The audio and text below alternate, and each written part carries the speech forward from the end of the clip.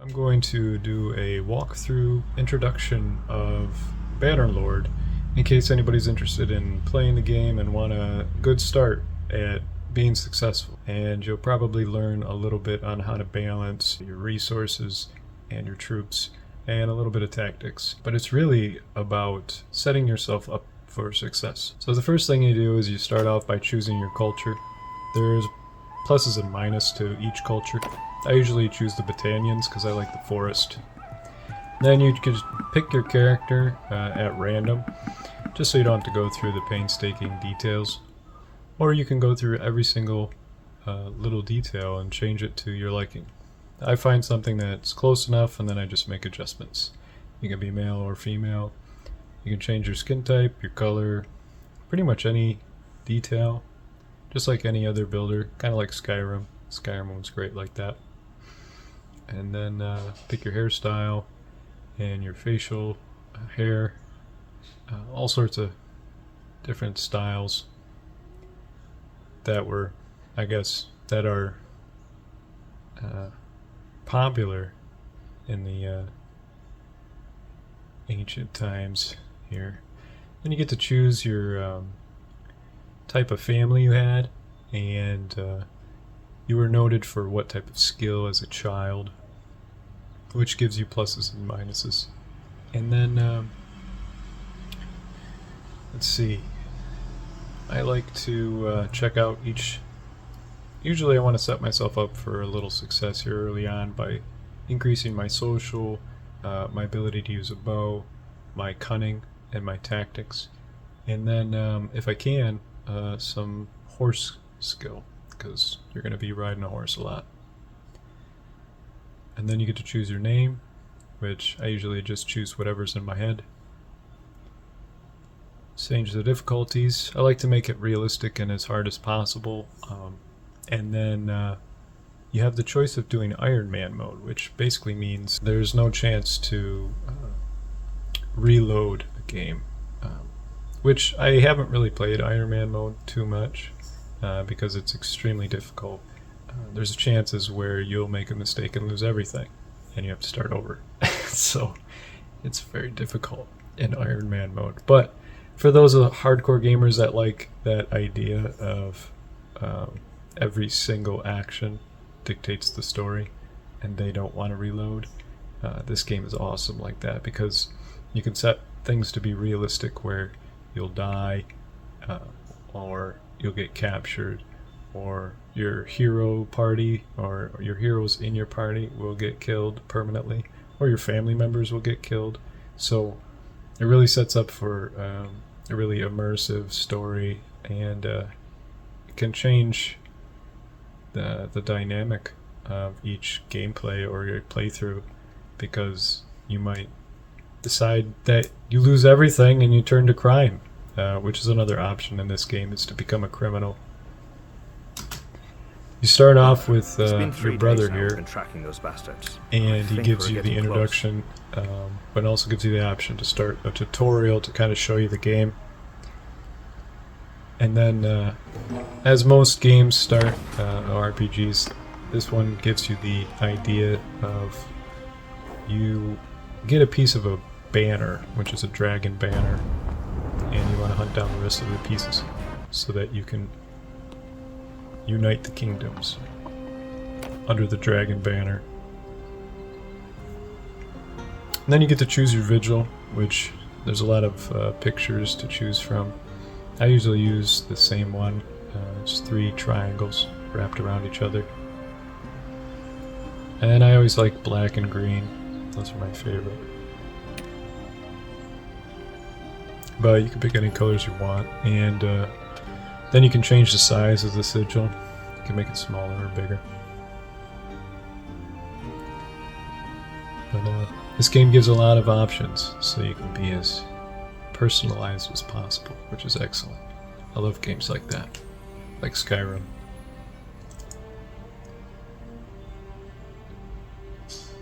Alright, so you start off, you might as well check your quests.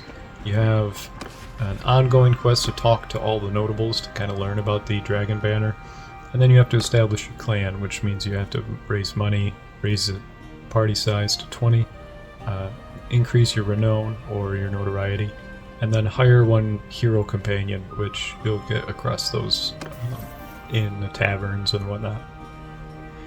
Then you get to pick a point. I found that I got to pick one for charm. So I look and read each one. I usually decide on things that are going to help me in the immediate. That way I'm not too concerned with long-term yet. Because I'm just establishing. Once I get established, then I start focusing on more of the detailed personalizing my character as far as skills go. And you're an army of one, so you have to be very conservative when you start out, or else you will be frustrated very quickly. You start off with 1,000 denaries, I think they call them, which is just 1,000 gold, and you get a horse and a couple weapons and some grain, enough to feed you for about a week or a couple days. So the idea is now you have to think shortest amount of space to travel in order to make things happen. So you have cities all around you, but you want to start focusing on the closest thing possible, which is the villages. Meet the locals. That's the most important thing, is talking to every single NPC in the game, because they're the ones that are going to help you. You have to talk to everybody. Doesn't matter who it is, talk to them. Oh, that way they know who you are and you know who they are. That way they can offer you a job at some point. You can recruit troops from villages in case they're available. And then check out see what they have available to buy. Certain villages have cheaper products because they produce them. Like these are sheep herders, so they have cheaper wool than most places. Unless the cities have a surplus of wool, this place is going to have the cheapest wool, which is a great product to buy small amounts and then flip it. And the green shows you that this is a below average price per unit. So it's an idea to buy cheap and then sell it in the cities for a little bit of profit. And that'll help get you moving. But for now, we don't have enough room to carry anything, because it's just us, one horse. So we're not going to really buy much. And there's no one to recruit, so we move on to the next closest town, because you don't want to travel too far right away. You're extremely vulnerable as just one person, and there's bandits and looters everywhere that will attack you on sight.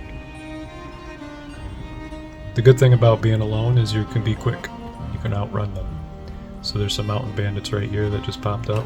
And you can't see anything because your scouting or your sight is so small at the moment. Sorry. But one thing to focus on is scouting as a skill. That way you can see things from a distance.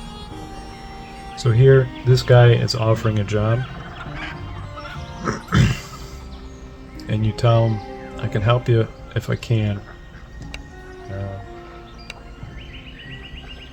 So he wants you to train some men, which is a great way to start a small army. Borrow some men from this fella, which is free men, and he gives you a little bit of money and food to take them out and fight some bandits and looters, which will not only get you loot, but it's training this man and getting you experience. So this is an excellent job to take on. You can see that these guys are horse tradesmen, so they're going to have cheaper horses than around the cities. But at this moment, you really can't afford to buy a horse for no reason, just some extra storage, essentially, because your troops can't ride the horses until they level up to become horse riders. And since you only have a couple borrowed troops,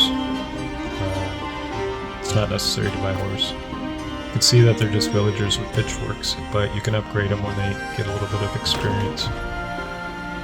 So let's go get those mountain bandits. We got 6 men, they only got 3, so we'll win that fight. Oh shit.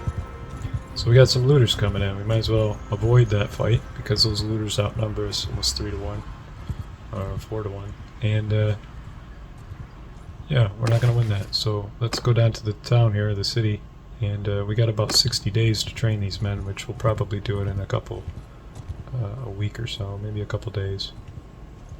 So we go to the nearest city, Poros, and check your cost for your army. It's important to keep up on that, just so you know what your wage is, your daily party wage. So the first thing I like to do is go check out the trade, see what's available, and the prices. And I try to memorize what is the things that I'm looking for, which is grain, because that's the cheapest food, and a sumpter horse is the cheapest horse. And then the local products like wool. I'll memorize those because that's the closest one. Check the tavern because there's always there's always something to look in the tavern for, like heroes. This Mostros the Scholar, he's a late game hero. He's an engineer, so he'll help you build catapults and whatnot very quickly to defend your castles or siege a castle. I don't know. Another thing, you always want to talk to all the merchants, talk to everybody. Like I said, you want everybody to know you. They'll offer you jobs. This one is available, but not really interested. There's certain jobs that will lower your honor, and if you're trying to play an honorable character, you want to avoid those types of jobs because it'll lead you into getting negative traits like cruel or selfish or whatever.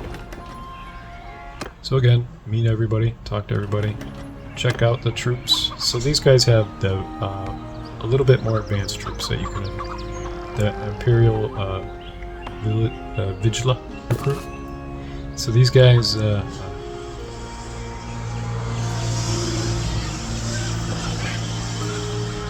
can upgrade to cataphracts, which are excellent horsemen, cavalry, especially if you have abundance of them.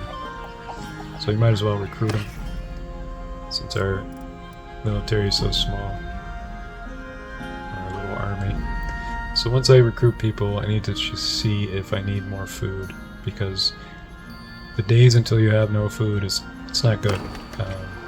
Your men will start abandoning you because there's nothing to eat, and you don't want that.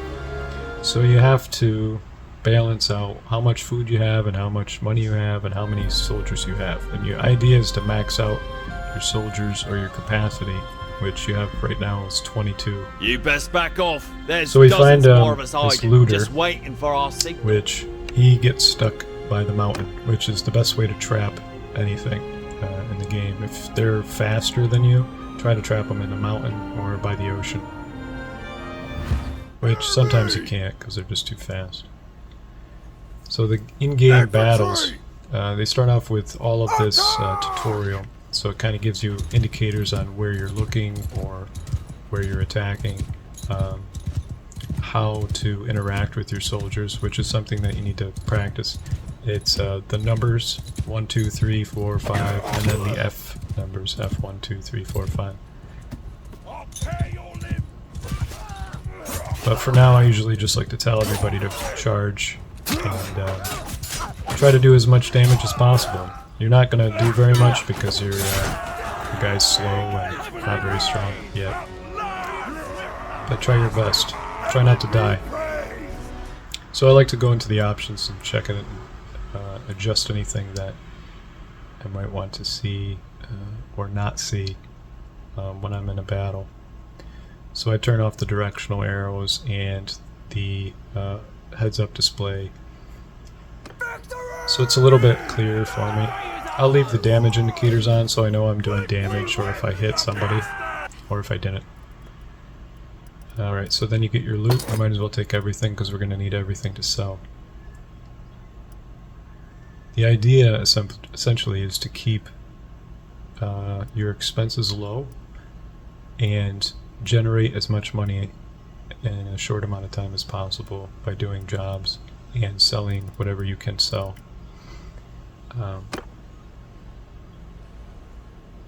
the next focus is what town is closest. Since we're trying to do a big circle to get back to where we were, we're going to go this way. And again, talk to everybody. See what they have available. So they have a little bit of more advanced troops, but we should check. We have 20 daily, so we could afford a couple of these guys, but we might as well check to see how much food we can. 13, and we could probably afford them. Let's see how much food we can carry. We'll sell this stuff to make some money, and then we'll buy some troops. The pitchforks, these weapons are not very good, but we might as well check them. See how ours stack up. Now normally you can donate your clothing or discard your clothing to your troops, which will give them experience and level them up. But for now we can't do that. I think we have to level up a little bit more before we get that option. So we might as well sell what we can sell to make some money and buy some more troops. Because like I said, the thing that we need is to max out our army so that we're a formidable force against these bandits. And these guys are pretty good. They level up to be pretty awesome later on in the game. Especially if you have a lot of them. So let's head to the Zanoka, the little city by us. Go meet everybody, as usual. See what jobs they have. See what troops they have to recruit. These Imperial recruits are good basic soldiers that will level up to some archers, which is what we want. And they also can become mounted archers, which are excellent for late game, but for now we can't afford mounted archers, so we're going to just focus on regular archers and crossbowmen. So we're going to aim for the Imperial Palatine Guard. Get a couple of them. And we'll just see what they have for trade. Which we have a pretty decent amount of food. Be alright. Excuse me. That's pretty much it for part 1. So if you enjoyed this, either check out part 2, like and subscribe. I appreciate the help. And yeah, until next time.